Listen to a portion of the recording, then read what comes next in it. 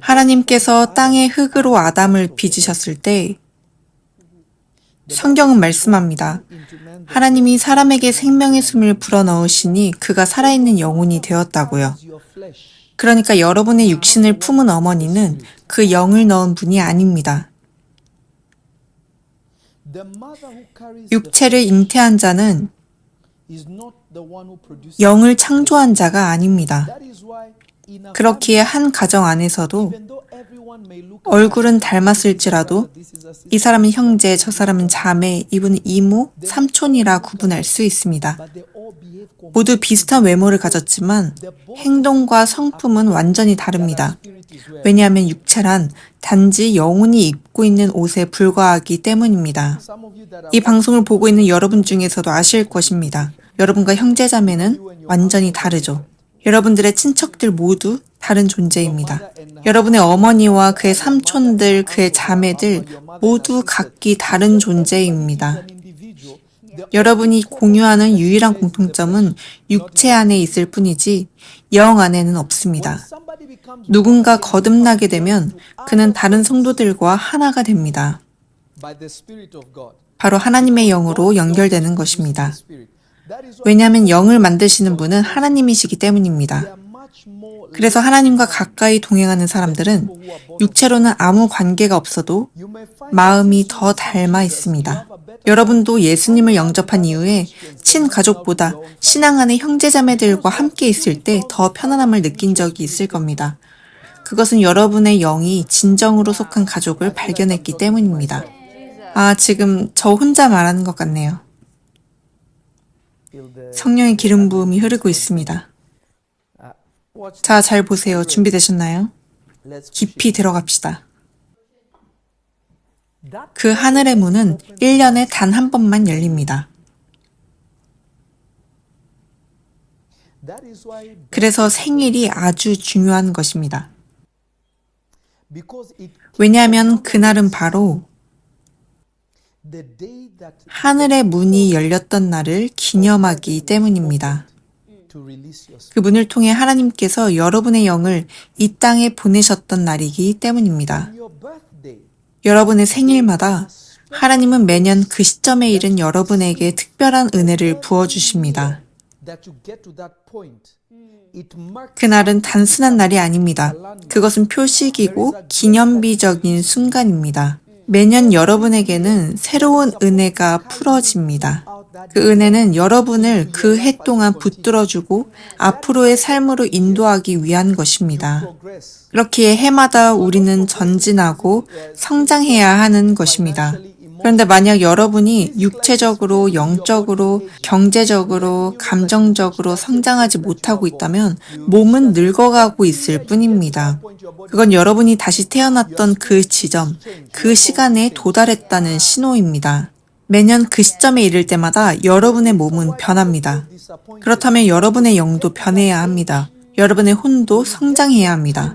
사람들이 해마다 실망을 느끼는 이유는 그 나이에 이르렀을 때 해마다 그 지점을 반복해서 지나가지만 아무것도 변하지 않기 때문입니다. 그때 마음이 아픕니다. 내 인생을 허비했어. 이렇게 느끼죠. 그런데 여러분, 어떻게 내 인생이 허비됐다고 아십니까? 그 이유는 해가 지나갈 때마다 변화가 기대되는 그 표식의 라인이 있기 때문입니다. 아기가 태어나면 우리는 자연스럽게 어떤 기대를 품습니다. 처음에는 아기이지만 1살이 되면 걷고 움직이길 바라죠. 왜 그렇게 기대하나요?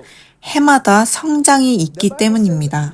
그리고 매번 그 성장을 위해 하나님께서 새로운 은혜를 부어주십니다. 성경은 말씀합니다. 어린 예수께서 지혜와 키가 자라가셨다. 즉 해마다 우리의 몸에는 변화가 일어난다는 뜻입니다. 하지만 예수님은 단지 육체적으로만 변하신 것이 아닙니다. 그분은 동시에 영적으로도 성장하고 계셨습니다.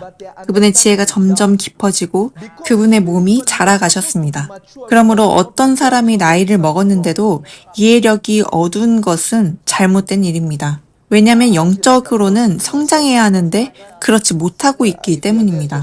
그래서 그 안에는 분명히 문제가 있는 것입니다. 함께 불이라고 외치세요. 여러분 중 일부는 자신의 사명과 운명이 결혼한 사람에게 달려있다고 생각합니다. 그래서 누군가 여러분을 떠날 때 마음이 산산이 부서집니다.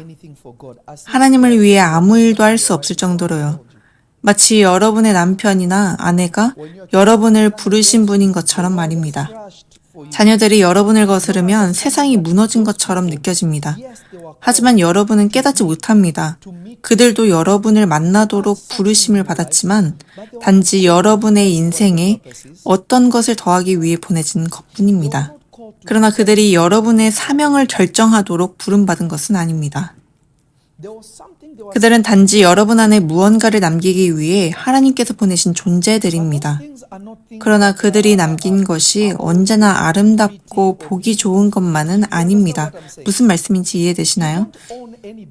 여러분은 그 누구의 주인도 아닙니다. 나 또한 누구의 주인이 아닙니다. 어느 날 누군가 저에게 물었습니다. 목사님, 교회에 왔다가 다시는 안 오는 사람들을 보면 어떤 기분이세요? 제가 대답했습니다. 아들아, 그건 큰일이 아니다. 그건 아무 문제도 아니야. 아무도 내 것이 아니야. 그들은 예수님의 것이다. 만약 예수님께서 그들을 다른 곳으로 인도하신다면 내가 누구에게 그것을 맡겠습니까? 제가 누구이기에요. 제가 하는 말의 의미를 이해하고 계십니까? 내가 누구이기에 말입니까? 그들은 내 것이 아닙니다. 저는 단지 목자이신 주님께서 세우신 일꾼일 뿐입니다. 보십시오. 어떤 목사들은 교인들을 두고 싸웁니다. 왜 그렇게 합니까? 그 사람들 당신 것입니까? 당신은 귀신입니까? 사람을 소유하고 싶습니까? 그건 완전히 잘못된 생각입니다. 절대 아닙니다. 아무도 당신의 것이 아닙니다. 그들은 하나님의 것입니다. 누군가 떠나고 싶어 한다면 괜찮습니다. 보십시오. 예수님조차 태어나신 후 자신이 누구이신지를 점점 깨달아 가셨습니다. 그래서 성경은 그분이 지혜와 키가 자라가셨다고 말씀하는 것입니다. 그분은 들으신 말씀을 통해 자신이 누구인지를 배워가셨습니다. 여러분은 어떻게 해야 자신이 왜 태어났는가를 다시 깨닫는 자리로 들어갈 수 있을까요? 여러분이 무엇을 해야 할지 알고 있는데 그 일을 감당할 은혜, 그것을 돌파할 은혜를 어떻게 받을 수 있겠습니까? 그 일을 계속할 수 있는 더 큰 은혜는 어떻게 받을 수 있을까요? 엘리사는 자신이 하나님을 섬기도록 부르심을 받았다는 것을 알고 있었습니다. 하지만 그는 깨달았습니다. 자신에게 필요한 것은 단지 부르심이 아니라는 것을요. 그는 엘리야의 은혜를 통해 사명을 감당할 힘을 받아야 했습니다. 이제 여러분은 왜 크리스마스를 기념하는 것이 중요한지 이해하셨을 겁니다. 우리가 예수님이 12월 25일에 태어나셨다고 말합니까? 사실 아닙니다. 우리는 예수님이 그때 태어나시지 않았다는 걸 알고 있습니다. 그분의 탄생 시기를 대략 압니다. 12월도 아니었습니다. 아마 6월이나 7월쯤이었을 겁니다. 하지만 요점은 이것입니다. 우리는 크리스마스를 성대히 축하하며 서로에게 선물을 주고받습니다. 즉, 누군가의 탄생은 선물을 주는 것을 의미합니다. 예수님이 태어나셨습니다. 그리고 우리는 그분의 탄생을 통해 선물을 받은 자들입니다. 그런데 우리의 생일에는 우리가 선물을 받습니다. 여기서 문제가 생깁니다. 제가 선물을 받지 말라는 것은 아닙니다.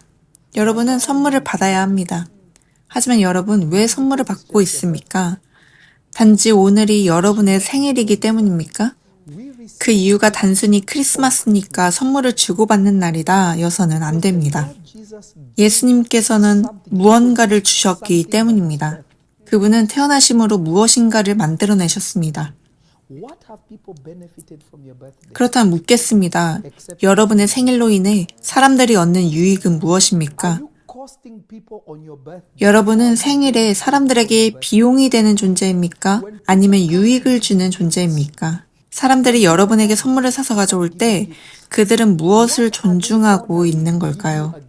당신의 생일이 특별하니까요 라고 말하며 선물을 주는 걸까요? 그들이 여러분과 관계가 있어서가 아니라 여러분이 그들에게 없던 무언가를 가져왔기에 그날을 존귀하게 여길 수밖에 없는 이유가 있어야 하지 않겠습니까? 제가 여러분께 한 가지 설명해 드리겠습니다. 예수님께서 태어나셨을 때 동방 박사들은 매우 지혜로운 사람들이었습니다.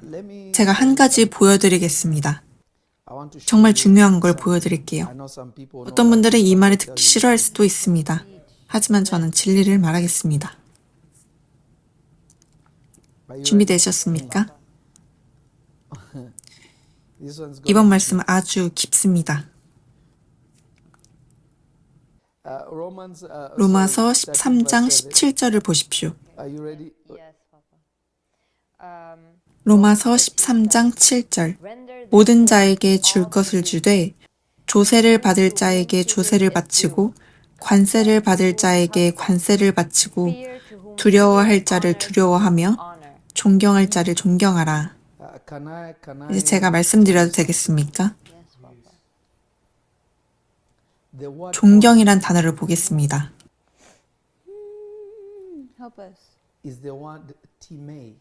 이 단어는 헬라어로 티메라고 읽히지만 영어로는 time, 즉 time로 적혀 있습니다. 그 의미는 존경을 드리다, 영광을 돌리다라는 뜻입니다. time, 즉 존경이란 단어는 사실상 예배하다라는 의미를 담고 있습니다. 다시 말해 존경하다는 것은 곧 예배한다는 뜻입니다. 제가 여러분에게 드리는 존경과 여러분이 저에게 주는 존경, 그리고 우리가 하나님께 드리는 존경은 전혀 다릅니다. 존경이란 어떤 것이 대표하는 가치를 인정하고 그것의 가치를 부여하는 것입니다. 히브리어에서도 존경은 문자 그대로 예배하다라는 뜻입니다. 즉, 마땅히 돌려야 할 것을 돌려드리는 행위입니다.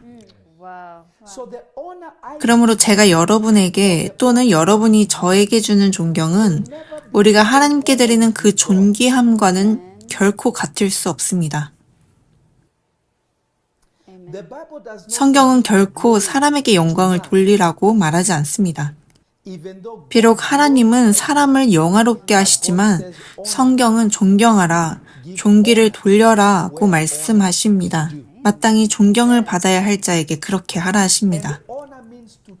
존경이란 시간을 들여 존중하고 높여드리고 가치 있는 것을 귀하게 여기는 것입니다.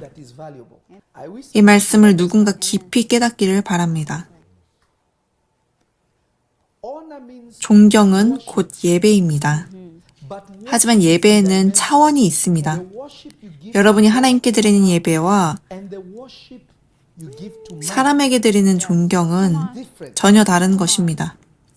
이 말씀을 깨닫는 분이 계십니까? 그래서 제가 여러분께 질문을 드리고 싶습니다. 이 말씀을 깊이 이해하시길 바랍니다.